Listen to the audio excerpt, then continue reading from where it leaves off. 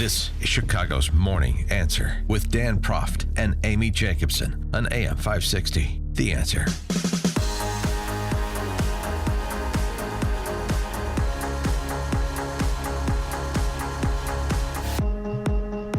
Top of the morning, Dan and Amy. You know what Fred Smith, the CEO of FedEx, says about business. The key to business? What's the key to business? Make the main thing the main thing.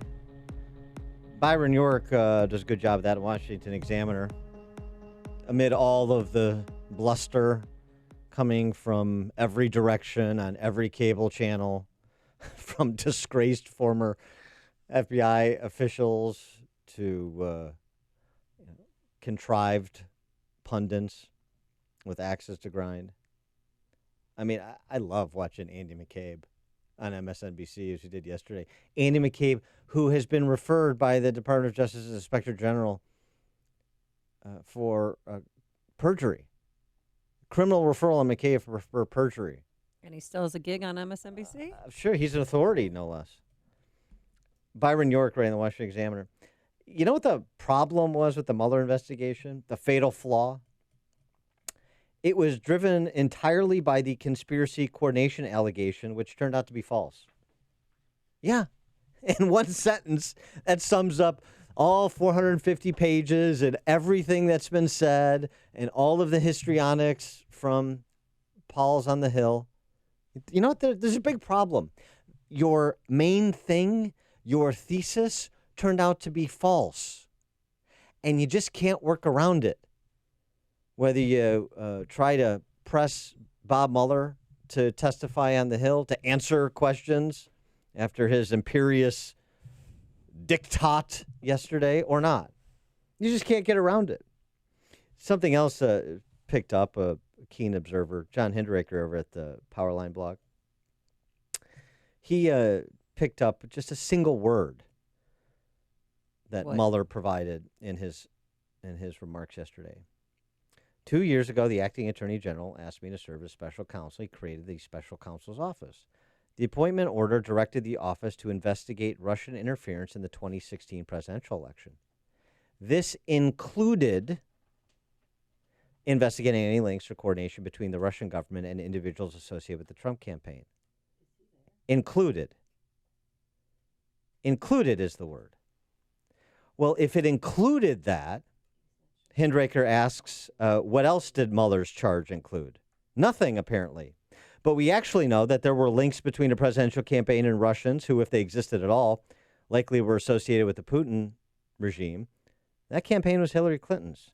And the Russians were those on whose reports Christopher Steele based his infamous dossier, if we're believed that he didn't make it up out of whole cloth. That's why you have some people suggesting that Republicans should press to have Bob Mueller whistled up to Senate Judiciary for some Q&A. Maybe something even the Trump White House would support, given Mueller's performance yesterday. For more on this topic, we're pleased to be joined by Bret Baier, of course, anchor of Special Report on Fox News, author of the book 3 Days in Moscow, Ronald Reagan and the Fall of the Soviet Empire, now available in paperback. Bret, thanks for joining us. Appreciate it. Good morning. So what about the state of play of who wants Mueller on the Hill to testify and who doesn't?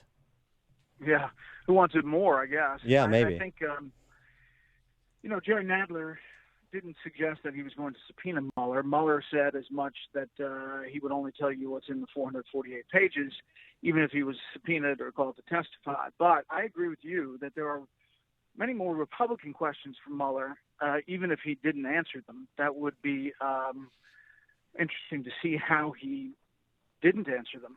I mean, for example, his whole premise that the Office of Legal Counsel prevented him from not only reaching a conclusion on obstruction of justice, but even lodging a complaint, a possible indictment against the sitting president of the United States. If that was the conclusion early on, when did he reach that conclusion? When did he reach the conclusion that there was no conspiracy to collude with the Russians? How early? Because possibly he reached it in June or July. Right, but then he went on. But then he went had on. a midterm election in the midterm. Yeah, he went on to say though twice that you can't charge a sitting president with a crime. he did, and that was his interpretation of the OLC opinion, which is fine. And Barr said, okay, we don't, fully agree with that, but we're going to work in your framework. But you have to get to a conclusion. You have to get to, I'm not going to charge him with a crime, but if I could, this is why I would. Well, that's exactly he didn't it. Get there. That's and Jonathan Turley, I know, Fox News contributor as well, law professor George Washington. That's the point that he makes in his piece in The Hill, which is, wait a second, you're conflating issues with respect to DOJ protocols. Yes, that is the standard in terms of you cannot indict a sitting president. Sitting president can't stand trial. However, you can absolutely, and Barr said this in his interview on CBS this morning yesterday as well, you can absolutely indicate what you believe to be true. That's the purpose of an investigation. Right. Yes. Right. I mean, that to me is a whole nother line of questioning. Explain that out. He just sort of made that a declaration yesterday because he wasn't challenged. I'd like to see how he stands up to a legal challenge on the topic. No, the other one was that when talking about the Russian indictments, which were significant, came early, came in July, and these are the Russians who were indicted for actually doing things. But in the statement, Mueller said, they are presumed innocent until proven guilty in a court of law. But when it came to the president, he said, if we had not found a crime, we would have exonerated him. Right. Like it's a different standard. Right. When did we go to the exoneration standard for, legal prosecutors? Well, so do you think he was inviting Congress to impeach Trump? 100%. I mean, he's inviting Congress to take the ball, saying, I'm done, your job. And Barr on CBS said, that is not our job. We are not to stir up Congress. We are not to, pitch a softball to Congress. We are to call balls and strikes, go, no go. Do we have a case? Don't we have a case?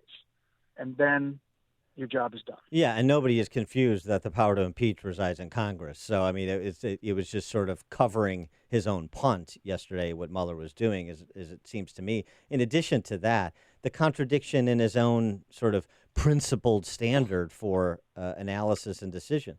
So he made a determination on the president with respect to Volume 1 and conspiracy to collude with a foreign agent because no American committed conspiracy to collude with a foreign actor. So that by definition exonerates him, but he's not allowed to make a determination of guilt or innocence, of crime or no crime as it pertains to the president on obstruction. That doesn't make any sense.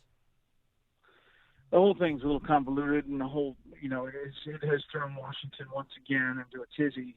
And, I think it's a political problem for Nancy Pelosi and frankly, Joe Biden, who are trying to ride this line of a call on the left side of the party, really intense call for impeachment, and the reality of whether that could be, one, prosecuted, obviously wouldn't get past the Senate, but two, politically perilous, especially for independents.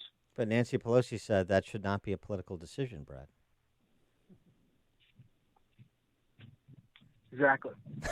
I think it's going to be fascinating. Listen, it's going to be, you don't know where this is all going to come down. I do know there are a lot of other big things happening in the world. I mean, North Korea executes the envoy who set up the Hanoi and Singapore summits, the guy that was in the Oval Office. That's kind of a big deal. Yeah. The Mexico tariffs that now, Grassley and Ernst in Iowa are pushing against. As the president hands over the new NAFTA to get approved that has no tariffs for Mexico. I mean, the whole thing, you got a lot of news. Right. So we'll ignore all the important stuff. Get back to the political theater now that you've one other question on the actual news piece of this though too, not just the political back and forth.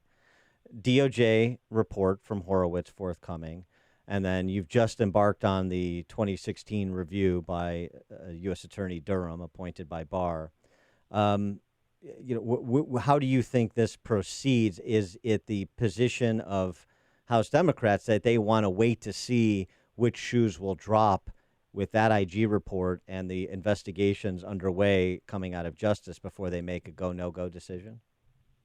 No, I think they'd rather go, at least Nadler and the committee chairs, Maxine Waters and Conyers and others. I think they would rather start investigations and hearings, to have something in the forefront getting attention as those other things drop. I mean, I think we're probably, 3 weeks away, if I would guess, from Horowitz, but soon thereafter, because the special attorney set up for looking into that is kind of shadowing Horowitz and now has access to all the classified information because of the D-class move by the president.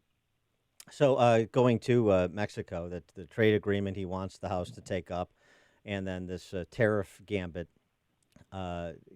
Trump loves his tariffs as an instrument of foreign policy, doesn't he? What exactly is the White House's play here?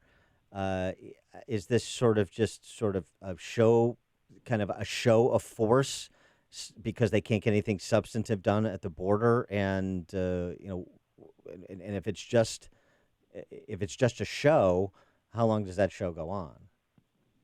I mean, I have no clue. This kind of came out of the blue last night, and I think today we'll play out and see, how they explain it. I mean, this is not Larry Kudlow economics. No. But it is the images of 1,000 people being, brought in custody along the border yesterday is a significant number, and it's beyond a crisis now on the border, and both parties acknowledge that.